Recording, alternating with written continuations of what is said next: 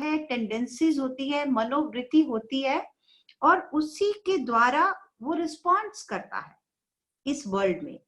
तब भगवान ने कहा फिर फ्रीडम कहाँ है हमारे पास? अगर हम सब कुछ पहले के किए गए कर्मों के रिजल्ट में ही आज हमारा जीवन चलेगा, तो क्या हमारे पास आज कोई फ्रीडम है? क्या ये क्वेश्चन हमारे लिए इंपॉर्टेंट नहीं है? How can we deliver ourselves from our own patterns? We all notice, no, that we are in the grips of some patterns. हम कितनी बार बड़े शांत मन से अपने जीवन को देखते हैं, अपने स्वभाव को देखते हैं। कोई कहता है मेरे को गुस्सा बहुत आ जाता है, उस समय मुझे समझ ही नहीं आता मैं क्या कर जाता हूँ। कितनी गलत बात हो जाती है गुस्से के पलों में।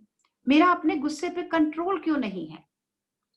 कई बारी छोटे छोटे बच्चे घर में आते हैं परिवार में, उनके बिहेवियर को देख के समझ आता है कि कुछ पुराना संस्कार लेके आए हैं ये बच्चे।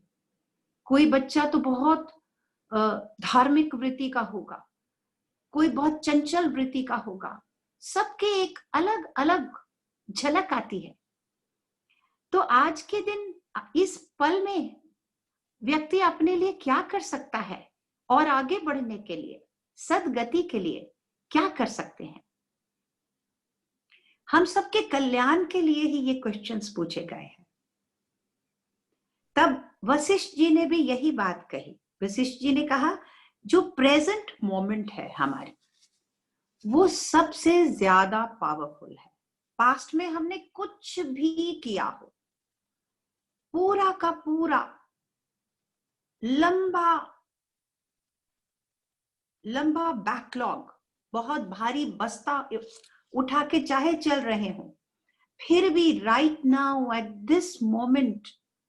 This moment is all powerful. All we need to do is give our 100% to this moment. And we can negate whatever we did in the past. This is a very, very powerful message of our scriptures. And Bhagavatam में भी बहुत ही एक खास हमें, जिसको कहते हैं ब्रह्मास्त्र समझिए, वो दिया है। शुकदेव जी ने एक बहुत सुंदर कहानी सुनाई राजा परीक्षित को। वो कहानी आप लोग सुनना चाहेंगे? आज मैं अपने बॉक्स में से वो कहानी चुन के लाई हूं। कहते हैं ना भानुमति का पिटारा देखो रोज क्या निकलता है। तो आज की वो कहानी है, बड़ी ही कहते हैं ये बड़ी डीप और गुप्त कहानी है, गोपनीय है। गुप्त नहीं कहूंगी, गोपनीय कहानी है। गोपनीय से मतलब ये होता है जो बहुत मन में थोड़ी शुद्धता हो तो हम कैच करते हैं इसके तथ्य को, इसके अंदर जो शक्ति है। क्योंकि जो गुरुजी भी कहते हैं ना कि to walk on the spiritual path, you don't have to do anything very difficult, very challenging. There is no need to lie on a bed of thorns. There is no need to walk through fire. Some people feel that they must do great austerities to achieve something. They get caught up in their own web of those actions. सब इतना simple है, लेकिन बस श्रद्धा से, प्रेम से उसके साथ जुड़ना मात्र है। तो राजा परीक्षित को शुकदेव जी ने कहानी सुनाई। कहा एक ब्राह्मण था, उसका नाम था अजामिल। वो बहुत ही गुणी था, सुशील था, बहुत अच्छे कर्म थे, ज्ञानी था, हर कदम फूंक फूंक के लेने वाला व्यक्ति था, सावधानी से जीवन जीता था, नियमों में यम नियम का पालन करता, वेद पाठी। एक दिन क्या हुआ, वो कहीं से आ रहा था, रास्ते में उसने देखा एक शूद्र व्यक्ति अब शास्त्रों की ये लैंग्वेजेस होती हैं, इससे कुछ मीनिंग नहीं है। Shudra is one who has no control over his senses. तो एक शूद्र व्यक्ति एक वैश्या के साथ बड़े ही वल्गर वे में क्रीड़ा कर रहा था, ओपनली बाहर, और बहुत पैशनेट कामुक शब्द इस्तेमाल किया है, जो काम वासना को जगाने वाला। तो उस दृश्य को देखकर हमारे ये अजामिल जी, ब्राह्मण, एक शादीशुदा, बच्चों के बाप, अच्छी आयु वाले, लेकिन ये दृश्य देखा तो मन में ऐसा प्रदूषण, पॉल्यूशन हो गया माइंड में। तो इसीलिए कहते हैं ना, एसोसिएशन बहुत महत्वपूर्ण है लाइफ में। तो उस दृश्य को देखकर जब वो घर भी आ गए तो वो दृश्य उनके मन पे हावी हो गया, और वो बार बार उसे अपने मन में दोहराने लगे।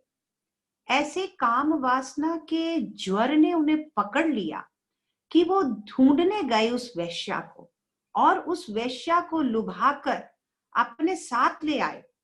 और जो भी उस वेश्या को चाहिए था, आज के बाद उन्होंने अपनी पत्नी को छोड़ दिया, बूढ़े माँ बाप को छोड़ दिया, और उस वेश्या के साथ रहने लगे। जो भी उसकी इच्छाएं होती थी, बुरे कर्म करके, लूटपाट करके उस वेश्या के इच्छाओं को पूरा करता था। जैसे हम देखते हैं एक ह्यूमन माइंड कैसा, हमारा माइंड एकदम डेलिकेट है, इम्प्रेशनेबल है। तो जब ऐसे किसी चीज की गिरफ्त में आ जाता है, उसे होश नहीं रहता, अपने कर्मों के प्रति ऐसे अंधा हो जाता है, एकदम दिखाई नहीं देता, रास्ता बिल्कुल बंद अंधेरे में। तो घोर से घोर पाप कर्म में लिप्त हो गया अजामिल, और बुढ़ापे के आयु में उसने एक बच्चे को जन्म दिया। उस बच्चे का छोटा बच्चा था, नाम उसने रखा नारायण, और उसमें उसका मोह पड़ गया। अभी तक तो उसका मोह कहाँ था? वैश्या में था। लेकिन इस छोटे बालक ने अजामिल को पूरी तरह से अपनी ओर आकर्षित कर लिया। हर समय वो बच्चे को देखता था, उसकी तोतली बातें सुन के आनंद में रहता था, उसी को पुकारता था। ऐसे ही दिन बीत गए। कहते हैं 80 से भी बड़ी उम्र हो गई थी अब अजामिल की। तो एक दिन यमदूत के दूत आए, समय आ गया था काल की पुकार का। तो उन्होंने आए और उन्होंने कहा ये बहुत पापी है, घोर पापी है। एक तो होता है व्यक्ति कभी किसी ने सत का मार्ग ही ना पाया हो, वो बुरे काम करे, और एक होता है ब्राह्मण इतना वेदों का ज्ञाता, इतने अच्छे कर्म करने वाला, और इतना पतन हो जाए। तो पापों की गठरी तो आप देख रहे हो बहुत भारी हो गई थी। तो यमदूत आए उसे लेने के लिए। तो अर्ली मॉर्निंग आवर्स अजामिल ने वो एक्सपीरियंस किया उनकी प्रेजेंस को, और वो सूक्ष्म शरीर को खींच रहे थे अजामिल के। तो अजामिल को घबराहट अनुभव हुई, और उस घबराहट में उसने जोर जोर से अपने बेटे का नाम लिया, नारायण नारायण। आज सविता जी ने भी नारायण का भजन गाया सेशन के पहले, और मैं बहुत मुस्कुरा रही थी कि देखो क्या कनेक्शंस हैं।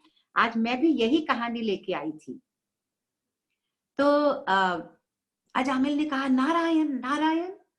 जैसे ही ये शब्द अजामिल के मुख से निकले, वहां पर विष्णु भगवान के पार्षद आ गए।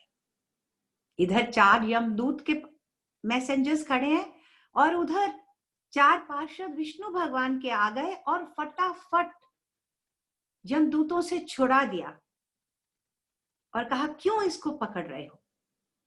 तो यमदूतों ने कहा आप हमारे काम में इंटरफियर नहीं कर सकते, हम धर्मराज के दूत हैं, और धर्मराज साक्षी हैं सब जीवों के कर्मों के।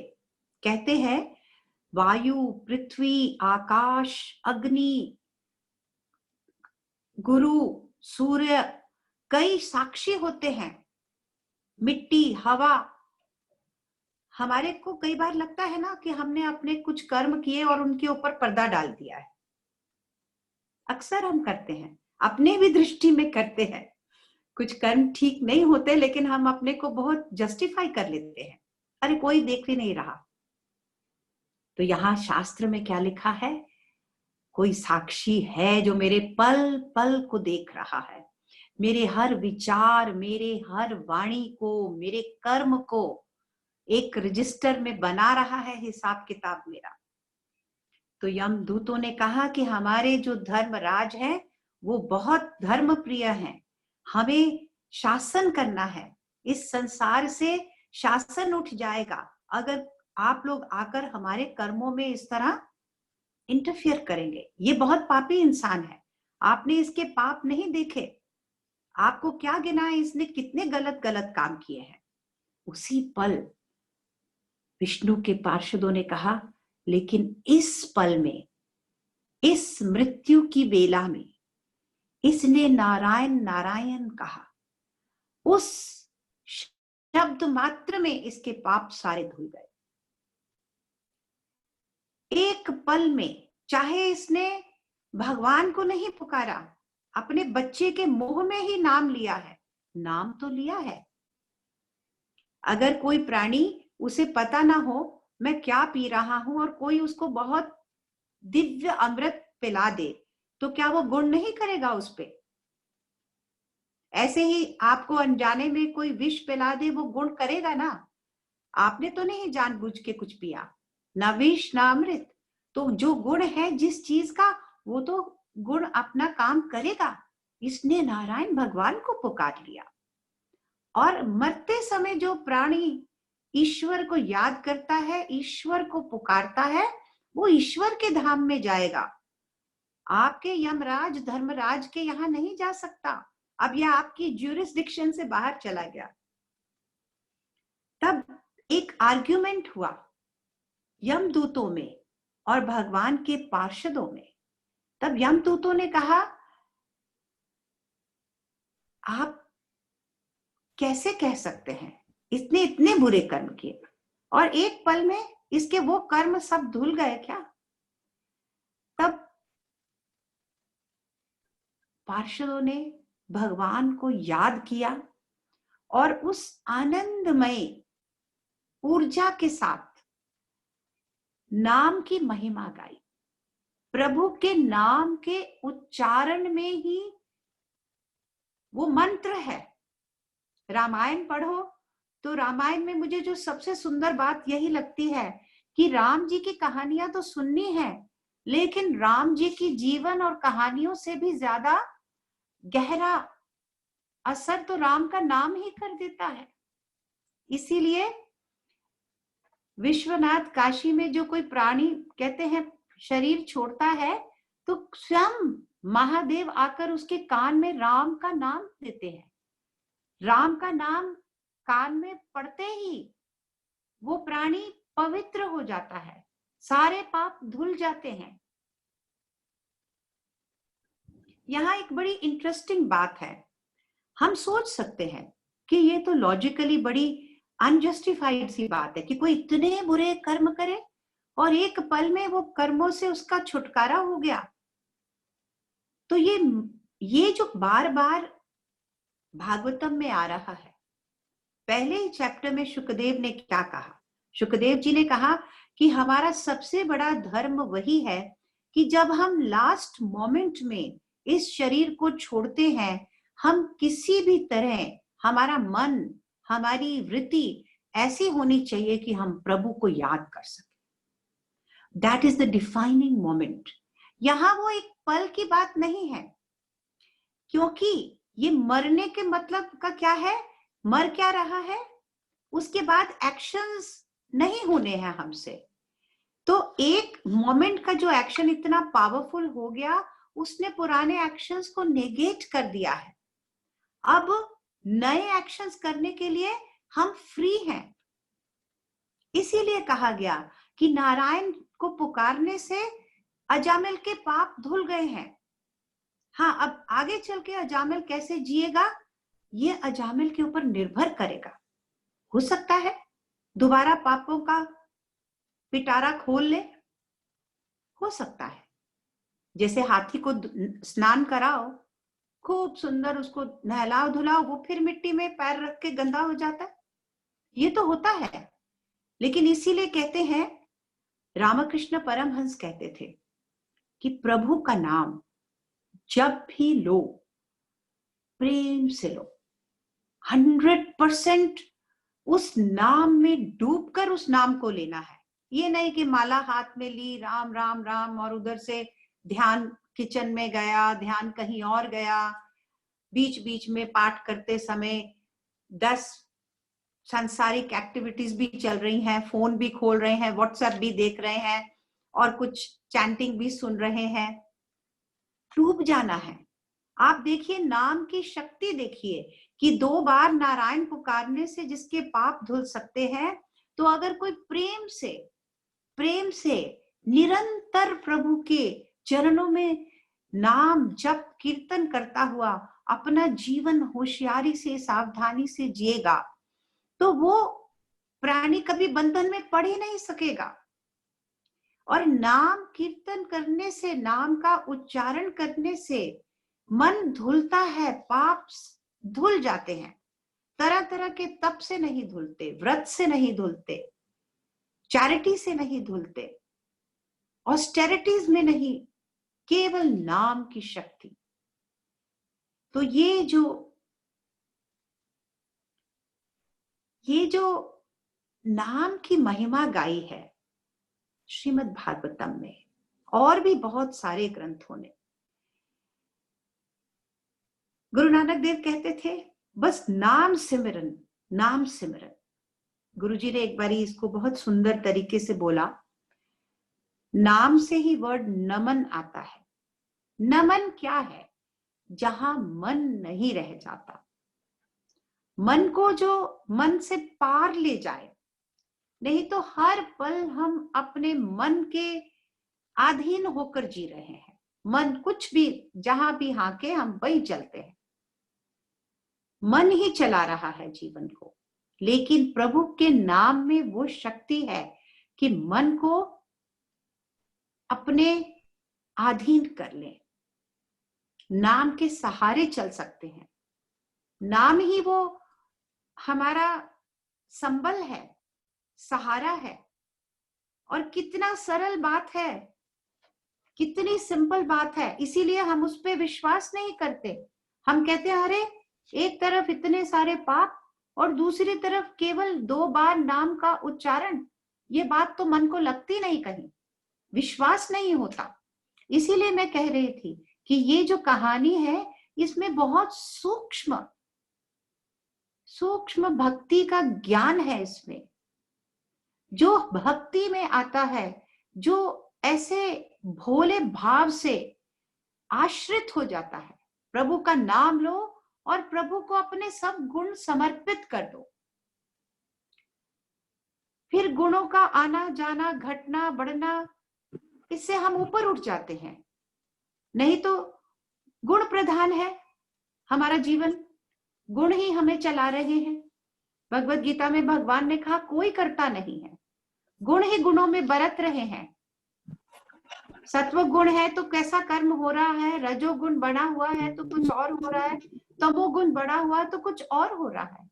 तो एक साधक के लिए कितना आवश्यक है कि सात्विक जीवन जीना, सात्विक कंपनी को पकड़ के रखना, सत्संग को पकड़ के रखना। और अब अजामिल ने देखा, अजामिल ने ये संवाद सुना पार्षदों का और यमदूतों का, और उसके बाद वो यमदूत वहां से चले गए और पार्षदों को उसने उनसे बात करना चाहा, उनके प्रणाम किया, और पार्षदों ने देखा कि वो जाग रहा है तो वहां से अंतर्धान हो गए। और अजामिल के पास क्या बचा? वो सत्संग के पल, जो चर्चा, भगवान के नाम की चर्चा, धर्म की चर्चा यमदूतों और भगवान के पार्षदों के बीच में हुई। कहते हैं भगवान के पार्षद तो भगवान का ही रूप है, उनका दर्शन बहुत दुर्लभ होता है, हर किसी को दर्शन नहीं मिलता। तो उस दर्शन से ही, उस सत्संग से ही अजामिल निर्मल हो गया, उसके पाप धुल गए, उसे अपने पाप दिखाई दे गए। केवल दिखना ही बहुत है जीवन में, केवल एक बार दिखाई दे जाए मैं ये गलत कर रहा हूं, ये मेरी गलत दिशा है, मुझे ये नहीं करना चाहिए, तो भी बहुत काम होने लगते हैं। एक बार हमारे ही सत्संग में किसी ने ये क्वेश्चन किया था कि मैं कंट्रोल क्यों नहीं कर पा रहा अपने मन को, राजा परीक्षित कैसे इतने कामली बैठे हैं। आप में से किसी ने ये प्रश्न किया था। तो मैं यही कहा कि आप इस बात की अवेयरनेस भी काफी है कि आप समझ रहे हैं कि मन अभी कंट्रोल में नहीं आया। तो अजामिल समझ गया, उसने बहुत प्रायश्चित मन में हुआ, मैंने अपने माँ बाप को छोड़ दिया, अपनी साध्वी पत्नी को छोड़ दिया, जीवन को भुलाकर, अपने सत्कर्मों को भुलाकर, मैं ब्राह्मण कुल में मेरा जन्म हुआ था, मैं जन्म से कितना पवित्र था। यहाँ भी देखिए, हर आत्मा जन्म से पवित्र है, हम जीव आत्मा परमात्मा का अंश ही है, पवित्रता ही पवित्रता है, केवल सत्ता तो केवल पवित्रता की है। ये अपवित्र भाव, अपवित्र कर्म, ये सीमित हैं, काल में सीमित हैं, इनकी महिमा कहाँ गाएंगे। एक प्रभु का नाम एक तरफ, और एक तरफ ये सीमित फल देने वाले, सीमित पलों में किए गए कर्म, इनकी गिनती ही नहीं हो सकती। जो दृष्टि जिसकी साफ है, जो भक्त है, जो ईश्वर की शक्ति को जानता है, वो समझता है कि केवल ईश्वर के नाम में ईश्वर की शक्ति पूरी छुपी हुई है। एक पल में, कहते हैं ना, खोजी हो तो पल में मिल जाए, ईश्वर पल में मिल जाए, खोजी होना पड़ता है। तो अजामिल ने अपने पूरे जीवन को ट्रांसफॉर्मेशन हो गया और बहुत भक्ति, पवित्रता और बहुत प्रायश्चित उसने किया और जाकर वनवास में बैठ गया और केवल प्रभु का अध्ययन, चिंतन, तप, जप, इसमें समय बिताने लगा। थोड़े ही देर के बाद जब वो एकदम उसका सारी वासनाएं सब मुक्ति मिल गई, तो वही प्रभु के पार्षद दोबारा आए और उनको प्रणाम करके उन्हीं के साथ अजामिल प्रभु के लोक में चला गया। देखिए, जब उसने 2 बार नारायण पुकारा तब क्या हुआ, उसको पापों से मुक्ति मिल गई, उन पुराने पापों से मुक्ति मिल गई, लेकिन अभी उस प्रारब्ध में वो जी रहा था, इसलिए उसके पास कुछ समय बचा था जिसमें उसने ये फिर शुभ कर्मों का सहारा पकड़ा, भक्ति का सहारा पकड़ा और फिर प्रभु के लोक में गया। उसके लिए फिर उसको कुछ देर का अभ्यास फिर किया उसने। तो ये बात हमें साफ समझ आ रही है कि गलतियां हो सकती हैं हमसे, लेकिन हमारे पास इतनी बड़ी वेल्थ है और वो वेल्थ इतनी सहज है।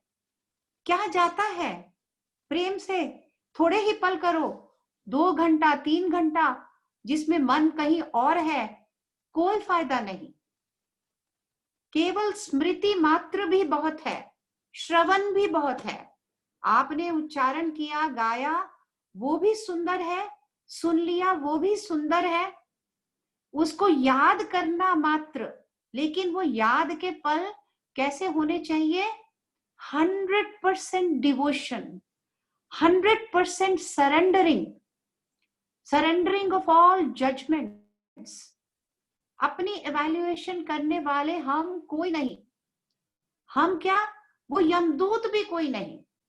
तो क्योंकि यमदूत फिर वापस गए धर्मराज के पास, उन्होंने कहा ये क्या अव्यवस्था फैल गई है, आपके हम दूत हैं, आपके आदेश पे हम चलते हैं, और आज क्या हुआ हमारे साथ? ये कौन है जो आपसे शक्तिशाली है? किसका शासन चल रहा है? हमारे मुताबिक तो आपका शासन है। अब तरह तरह के लीडर्स आ गए, बहुत सारे शासन करने वाले आ गए, तो यहाँ तो उथल पथल मच जाएगी, कोई धर्म को मानेगा ही नहीं। तब धर्मराज जी ने बहुत सुंदर प्रवचन दिया अपने दूतों को। उन्होंने कहा, मैं तो निमित्त मात्र हूं, एक इंस्ट्रूमेंट हूं। ये दुनिया, ये पूरा जगत चलाने वाले, धर्म का निर्णय करने वाले तो भगवान है, विष्णु भगवान, नारायण भगवान। और उनके जो भागवत धर्म उन्होंने हम सबके लिए निश्चित किया है, उसको तो समझना भी मुश्किल है। प्रभु के कर्मों को कोई नहीं समझ पाता, मैं भी नहीं समझ पाता हूं, लेकिन कुछ ज्ञानी लोगों के पास ही ये दृष्टि है। लेकिन धर्मराज जी का उन ज्ञानियों में नाम है। उन्होंने अपने दूतों को सॉलेस देने के लिए कि प्रभु की गति इस गति को कोई नहीं जान सकता, प्रभु के कर्म प्रभु ही जाने, प्रभु की लीला प्रभु ही जाने, अपने मन को क्यों मैला करना है ये सोचकर कि ये ऐसे क्यों किया, प्रभु ने उसको ये क्यों दिया, मुझे वो क्यों नहीं मिला। तो the real ultimate power lies with someone else. Dharmraj ji ने यही बताया। मेरे ऊपर भी मेरे माई बाप बैठे हैं, मैं तो उनकी ही आज्ञा के अधीन हूं। तो जो लोग उस परम पिता परमेश्वर को पुकार रहे हैं, उनका नाम, उनका ध्यान कर रहे हैं, उन्हें याद कर रहे हैं, मेरी पकड़ उन पे नहीं आती। तो ये भी एक बहुत सुंदर बात बता दी हमको। सुंदर है ना ये बात कि आज हम चाहे आज हम चाहे तो अपना मैटर इस कोर्ट से दूसरी कोर्ट में अपना केस ले जा सकते हैं। जब तक हम इस दुनिया की दुनियावी जीवन जिएंगे तो इसी कोर्ट में हमारा मैटर लगेगा। वहां हमारे एक एक कर्म को बड़ी क्रूर दृष्टि से देखा जाएगा, पनिशमेंट भी मिलेगी। लेकिन जो ऑल माइटी है, करुणामय, करुणा के धाम, प्रेम स्वरूप, सबके पापों को माफ करने वाले, सबके पापों को अपने में समाने वाले ईश्वर, तो जो उस ईश्वर की शरण में जाएगा उसे किसी भय की जरूरत नहीं, वो सब भय से मुक्त हो जाता है। तो कितनी छोटी सी बात, छोटी से मतलब कितनी सरल करने के लिए कहीं पे भी बैठे कर सकते हैं, किसी एज में कर सकते हैं। आपके बोलने की शक्ति चली गई तो भी सिमरन कर सकते हैं, आपकी सुनने की शक्ति चली गई तो भी। इसीलिए कहते हैं जो अपने आजीवन, इसीलिए राजा परीक्षित को सुखदेव जी ने पहले ही चैप्टर में हमने क्या सुंदर ज्ञान सुना था। सुखदेव जी ने कहा पूरा जीवन ऐसे जीना चाहिए क्योंकि मृत्यु किसी भी पल आ सकती है। तो उस पल में प्रभु को याद कर सके। हम याद किसको करते हैं? जहां मन फंसा होता है। जैसे हमने देखा भरत जी मृत्यु के समय हिरण को याद करते करते ही शरीर छोड़ गए, हिरण की जोनी में आ गए। तो पूरे जीवन हम जी कैसे रहे हैं, हर पल काउंट हो रहा है, हर पल का साक्षी है, पूरी सृष्टि साक्षी है। सृष्टिकर्ता तो हमारे एक एक सांस में बसा हुआ है, हर एक सांस का वो साक्षी है।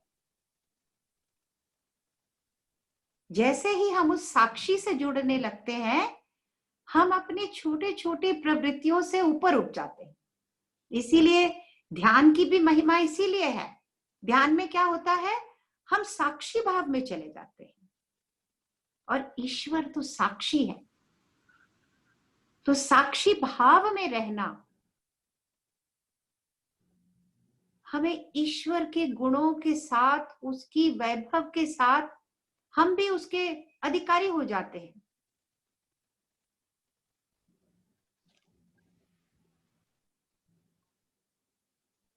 तो हर रोज कोई दिन ऐसा ना जाए, ये व्रत लेना चाहिए कि अब हमने दुनिया देख ली, बहुत कुछ कर लिया, बहुत खा लिया, पी लिया, भोग लिया, बार बार करते हैं, फिर और चाहिए, फिर और चाहिए।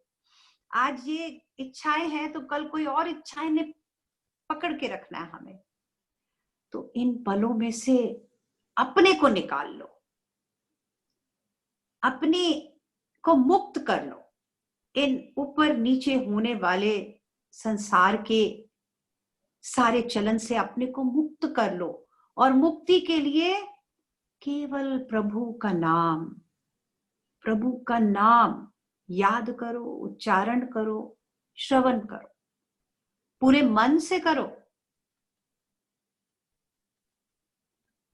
थोड़ी देर में ही आपने देखा है, हम सब लोग जब सत्संग अटेंड करते हैं, थोड़ी ही देर में कीर्तन करते करते, चाहे कैसे भी मन के साथ बैठे हो भजन करते हुए, थोड़ी ही देर में क्या मन में चेंज आता है ना।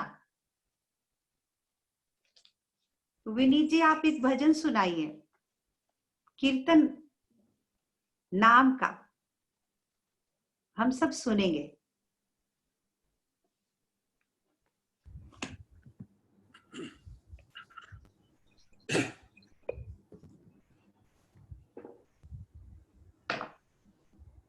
हे प्रभु परम पिता, तुम गुणों की खान हो। हे प्रभु परम पिता, तुम गुणों की खान हो। तुम अनादि, तुम अनंत, पूर्ण तुम महान हो। हे प्रभु परम पिता, तुम गुणों की खान हो। चंद्र सूर्य से विशाल लोक तुम है बसे।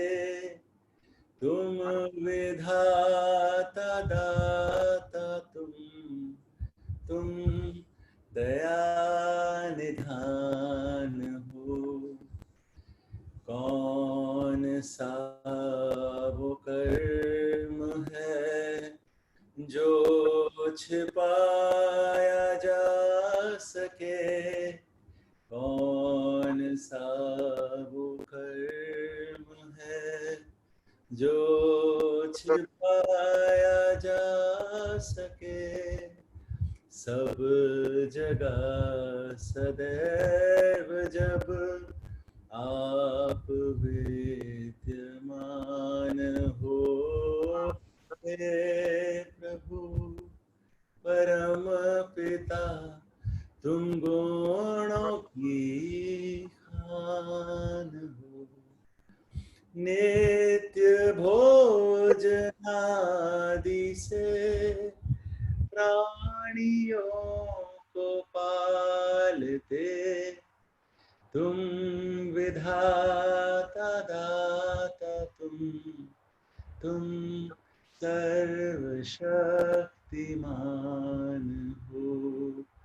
ढूंढता तुम्हें प्रकाश क्यों गया प्रयाग में।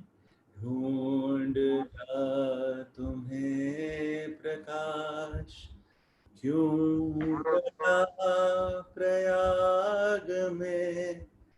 वो हृदय में पाएगा जिसको सच्चा ज्ञान हो। हे प्रभु परम पिता, तुम गुणों की खान हो, हे प्रभु परम पिता, तुम गुणों की खान हो।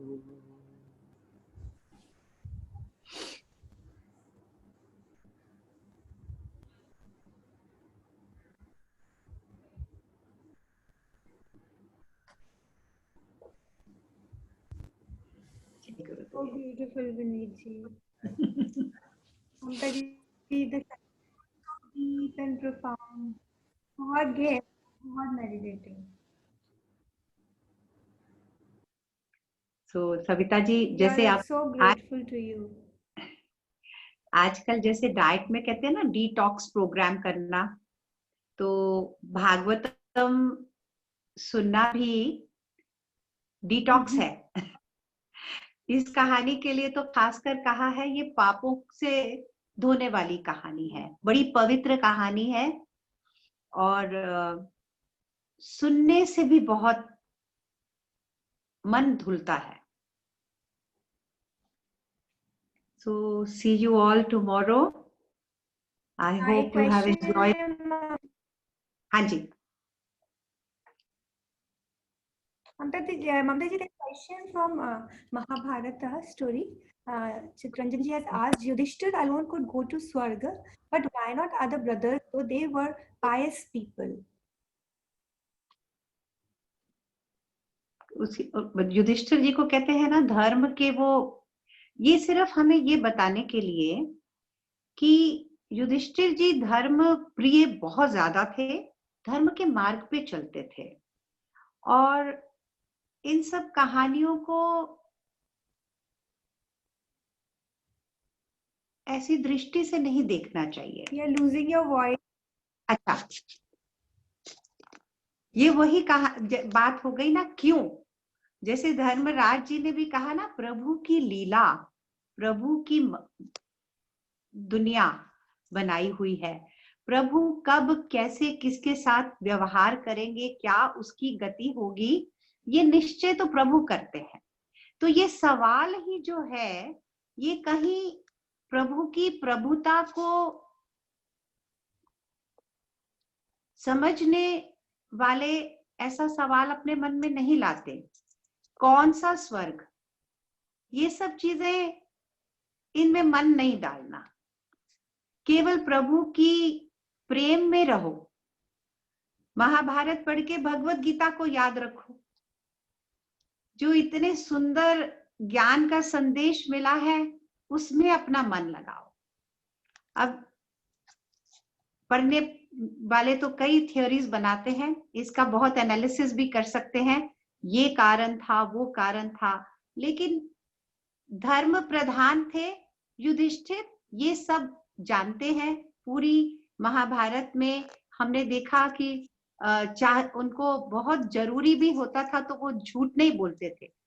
एक बार युद्ध के समय में कहा कि अगर द्रोणाचार्य जी बहुत भावी हो रहे थे तो द्रोणाचार्य जी की शक्ति को खत्म करने के लिए सबने कहा युधिष्ठिर जी को कि आप ये अनाउंस कर दो कि अश्वत्थामा मर गया है। तो युधिष्ठिर जी ने कहा मैं झूठ नहीं बोलूंगा। भगवान ने कहा उन्हें, तो भी युधिष्ठिर जी ने कहा मैं झूठ नहीं बोलता हूं। तो क्योंकि ये सब जानते थे कि पांडवों में कोई और भीम बोलेगा ये बात, अर्जुन बोलेंगे तो दुर्योधन मानेगा नहीं, द्रोणाचार्य बिलीव नहीं करेंगे, लेकिन अगर युधिष्ठिर ने खड़े होकर ये बात कर दी तो द्रोणाचार्य जी मान जाएंगे। तब भगवान ने कहा अच्छा, कृष्ण भगवान तो हमारे हैं ही बहुत नॉटी, तो उन्होंने युधिष्ठिर जी को कहा आप बोलो अश्वत्थामा हतो नरो वा कुंजरो, हम एक हाथी का वध कर देते हैं, उस हाथी का नाम क्या था? अश्वत्थामा। तब तो आपने झूठ नहीं बोला, आप क्या बोलोगे? अश्वत्थामा हतो नरो वा कुंजरो, कि अश्वत्थामा की मृत्यु हो गई है, नर नहीं जो हाथी है। तो युधिष्ठिर जी ने कहा ठीक है, ये तो मैं बोल दूंगा। तो उन्होंने जब कहा अश्वत्थामा हतो तो भगवान ने उसके बाद नगाड़े बजवा, इतना शोर हुआ नगाड़ों का कि द्रोणाचार्य ने केवल ये सुना अश्वत्थामा हतो। तो आप युधिष्ठिर जी इतने सत्य पे, उनकी जो सत्य की निष्ठा थी उसकी प्रतिभा बढ़ाने के लिए हमारे लिए ये कहानियां बनाई गई है। और इससे ज्यादा इसमें अपना मन ना डालो। Yes, thank you, What Mamta do you ji. say? What do you say, Savita जी? ममता जी, अगर महाभारत की स्टोरीज का एनालिसिस करेंगे तो we'll get too much into worldly things और बहुत ही माइंड, जैसे आपने कहा कि उसका क्रीड भागवत गीता, हम उसी पे फोकस करें तो बहुत अच्छा है। और ये सब जो कुछ चीजें मतलब they can get you more entangled into आखिरी कौन मतलब सारग्रही होकर ही शास्त्रों को पढ़ना चाहिए। जय गुरुदेव। दीदी आज बहुत ही अच्छा था, बहुत सुंदर था, दिल से, मतलब दिल को टच किया आज आपका, बहुत ही सुंदर, मतलब बहुत ही ज्यादा। Thank you so much. See you all tomorrow. Jai Gurudev. जय गुरुदेव। It was very Gurudev.